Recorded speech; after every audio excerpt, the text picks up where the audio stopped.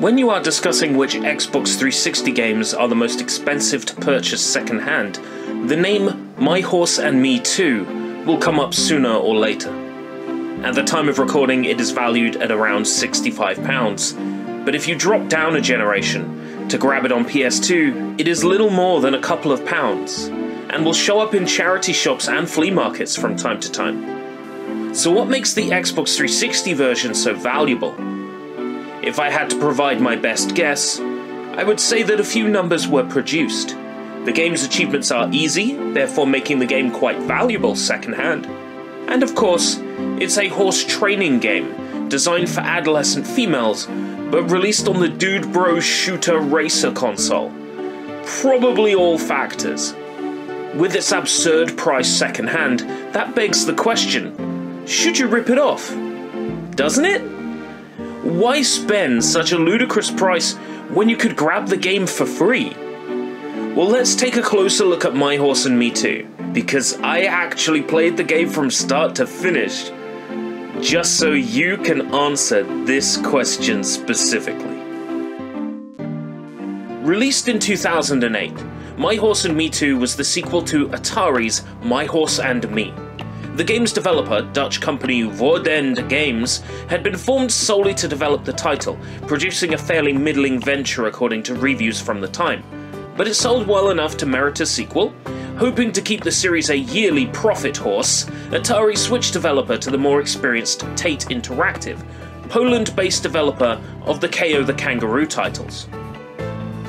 And for some bizarre reason, likely profit-related, Activision made sure that My Horse and Me 2 would release on every major platform they could get it on at the time. And it's because it came to all these systems that we got our elusive, expensive 360 version. So My Horse and Me 2 starts with a character and horse creator. There are a few limited customization options, mainly your skin color, hairstyle and hair color, and for the horse, body color and mane color. You then need to enter a name and a name for your horse, and I was relatively surprised to discover there were no restricted words programmed in. So my horse, proudly named Fuck, after the Anglo-Saxon word meaning to strike, was not rejected by the game. And your choice of difficulty, either amateur or professional. The only difference is that on professional, you are required to press a button to make your horse jump, and with decent timing. On amateur difficulty, your horse will jump automatically. The general progression is as follows. Complete training, groom your horse, then set off to compete in one of 8 major contests. Each contest contains 3 categories: dressage, show jumping, and cross country. And each one has on offer a bronze, silver, or gold medal. Dressage, just like the actual sport, sees you and your horse complete figures on the sand arena. I don't know the first thing about the actual sport, really I have no authority on this at all. But My Horse and Me 2 seems to accurately recreate the art of dressage, with rider and horse performing a series of predetermined movements, or whatever the hell is written on the Wikipedia page. I honestly don't care, can't remember. Show jumping is precisely as the name suggests, with the rider and horse tackling a course of tricky jumps, with your timing being put to the test if you chose professional difficulty. Follow the path and jump over the posts. Do it quickly and without errors for a gold medal. The scoring in this part of the game can sometimes be pretty strict.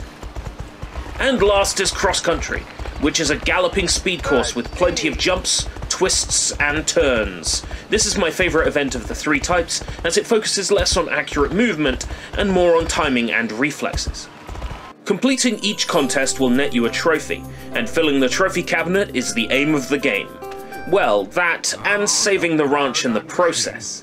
I was not expecting drama and cutscenes when I started this dumb horse game, but we actually get cutscenes. Voiced, animated, choreographed cutscenes. I was blown away. They're nothing special, but I certainly was not expecting that out of My Horse and Me 2. Besides, Caitlin is dying to get me alone. Stop that, Brandon! We're second cousins! Why'd you have to tell her? There's also a bunch of minigames to unlock, called fun games, none of which are actually fun, but they're a diversion. There's also equipment and clothing to unlock, all of which are tied to various events or hidden in side presents dotted around the game world. The minigames take the form of balloons that fly around you, but all I can think of is Diddy Kong Racing, and how I wish Taj would just show up on his magic carpet and whisk me away to a much better game. This is for you. It's very clearly a game developed with the PS2 in mind, ported as is to the Xbox 360 with minimal work, but the game still has the Eurojank charm. Character models look zany and a little off. The environment has unrealistically blue skies and rivers, and luscious green grass that makes you dizzy if you look at it for long enough. And little butterflies, and other post-processing that gives the game an unearthly feel. And it doesn't help things that all of the game's music, courtesy of Deduce, is like something you'd hear in Puzzle Quest, or some fantasy role-playing game, at complete odds with the actual game. Well, except for the hardcore 70s porn music that inexplicably plays on the videos that you unlock throughout the game. Oh yeah, I'm talking about sex. Oh yeah, I'm talking about horse fucking.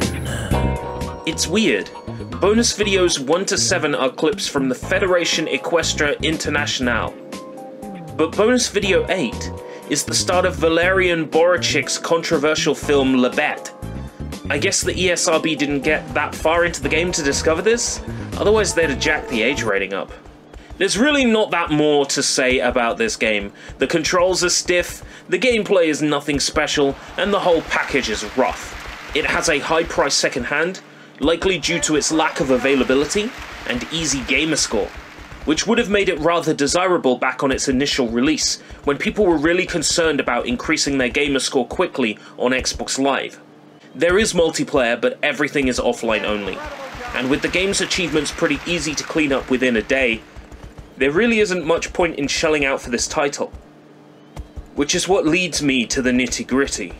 We gotta talk about collecting. And we've gotta talk about piracy. Today, you won't find My Horse and Me Too for Xbox 360 for anything less than £65. £66 from a greedy eBay seller here. An absurd $149.99 plus shipping. You really couldn't afford to throw that in, North Games. Just had to ask for shipping too, huh?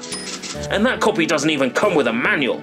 The retro game collecting scene is fucked. I mean, look at it. It's a game about riding some fucking horses. It shouldn't cost anything close to this.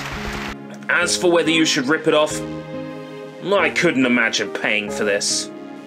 Every Xbox 360 copy of this game is overpriced, sold by folks who don't appreciate video games as anything other than a paycheck.